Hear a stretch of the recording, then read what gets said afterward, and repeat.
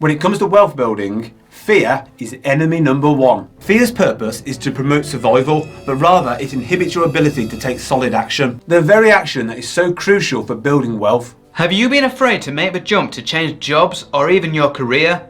What about making that first investment? You know that in order to get rich, you need to be putting your money to work, but fear holds you back and keeps you poor. How about starting a business?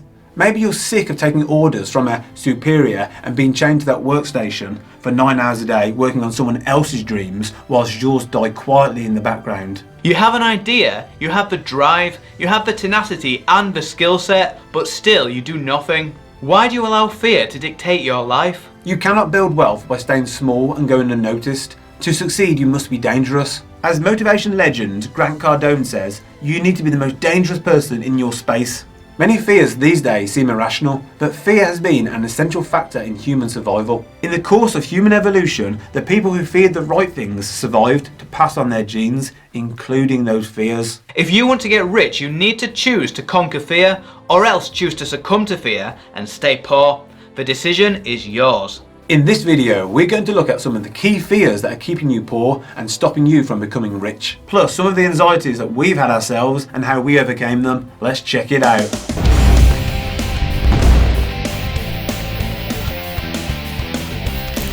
Welcome to Unshackled.com, the investment and finance channel and website that sets you and your finances free. That was Andy and I'm Ben. And remember, we're now on 3 days a week. If you like what we say, hit the like button and click subscribe. If you want to face your fear of investing, then we have some awesome bonus offers from many investment platforms. They will literally give you money when you sign up and start investing with them. £50 cash, £100 cash and shares worth up to £200 are there to be taken. You'll find these awesome bonuses on the Unshackled.com offers page. We'll put a link to the offers page in the description below, so be sure to check that out. Let's get into the video. Number 1. Chromatophobia. When writing this script, we came across a word that we had never heard of. Chromatophobia. This is an intense fear of money. It encompasses everything from the fear of spending money, the fear of thinking about money, and sometimes even the fear of touching money. We might not know anyone who has this fear quite to this extent, but we know loads of people who avoid learning about money. Now let's move on, because the fact that you're watching this video suggests that you probably have more of a love of money rather than a fear of it. You want more money, right?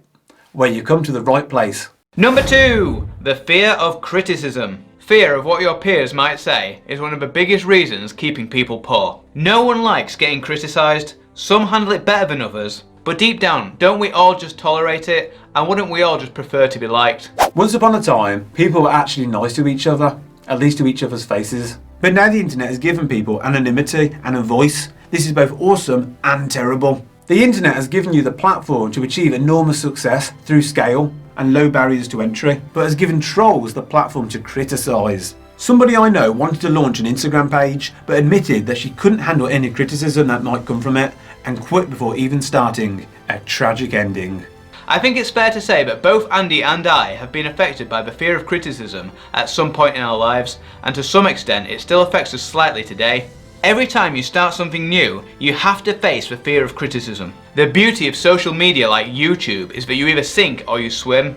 You either get on with it like we did, or you quit like so many others.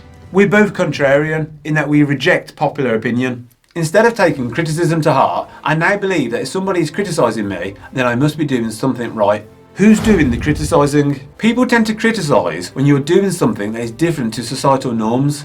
Most people are financially poor. If you are trying to lose weight, do you care about the opinion of a fat person? Of course not. Then don't care about what a poor person thinks of your great wealth building plan. Ask yourself whether the person criticising has achieved what you want to achieve. If the answer is no, then you have to take what they say with a pinch of salt. We both used to get criticised regularly when we told people that we didn't want to work a job. They dismissed the idea as if we would spend our days sitting on the sofa, watching daytime TV and doing absolutely nothing. They thought this because this is the only dull alternative vision of life that they themselves could envision. They'd say things like, you'd be bored without a job, or you won't have anything to do. They do not see a bright future for themselves, so assume that nobody else can achieve that. We see these critical comments as a projection of what they can't achieve, not what we can't. Number 3. Fear of failure.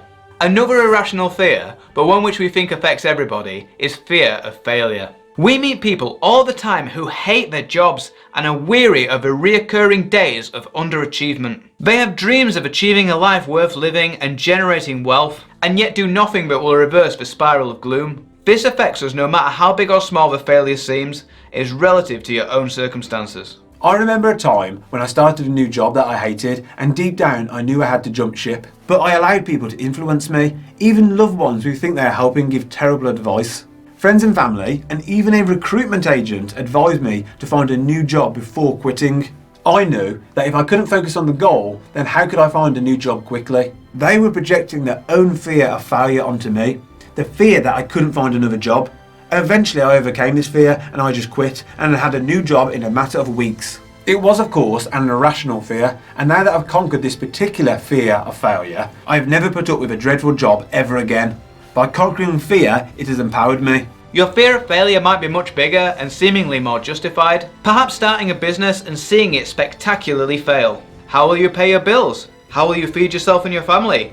All valid considerations. Most things in life can be trialled without catastrophic consequences. You can learn to ride a bike with stabilizers and then eventually remove them. You can start a business whilst you work in your current job. You can take small baby steps. It doesn't have to be a giant leap of faith.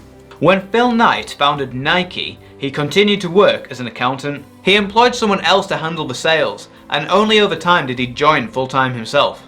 It has never been easier to start a business. You can work from home and risk nothing but your time. But when the alternative of not succeeding is a lifetime of servitude, then we don't think that there's much to fear at all.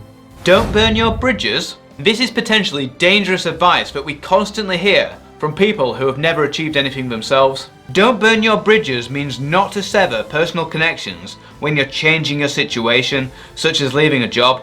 The theory being that you don't know how this could impact your future. Better to play it safe. Burn your boats. Forget bridges. Some people need to burn their boats so there's no possibility of retreat. When Cortez landed in Mexico, the only way to defeat the Aztecs was to burn his own boats. So there was no chance of retreat. It was victory or death. When defeat is now a real possibility, you will be far more motivated to earn victory. Only you can make this decision. We're not advising you to do it, but retreating is accepting defeat and reneging on your dreams. It makes us very sad when we see people going backwards. Is it perhaps best to burn your boats? Number 4, fear of losing money. A friend of ours has recently started his investment journey and we are delighted. He's had money available for years, but up until now he has had an irrational fear of losing it. This is a very common fear when investing, but it is ridiculous because those that do nothing lose money every day due to the silent assassin known as inflation. Not investing is the guaranteed way to lose money. We regularly rib him about not investing in the hope that the fear of criticism overpowers his fear of losing money. It seems this was enough to motivate him at last. In fact, studies have shown that the pain of losing is twice as strong as the joy of winning. So, losing £100 hurts twice as much as the feeling of success that you get from winning £100. I can personally attest to this from playing blackjack. We think that there are easy steps that you can take to reduce this fear. If you are worried, then perhaps you should outsource the investment decisions to a professional, whether that be an expensive financial advisor or a robo-investor such as the Nutmeg investment platform. We hope that the education that we give you on this channel is enough to give you the confidence to avoid expensive financial advisors. But if they ease your fear, then it might be a price worth paying.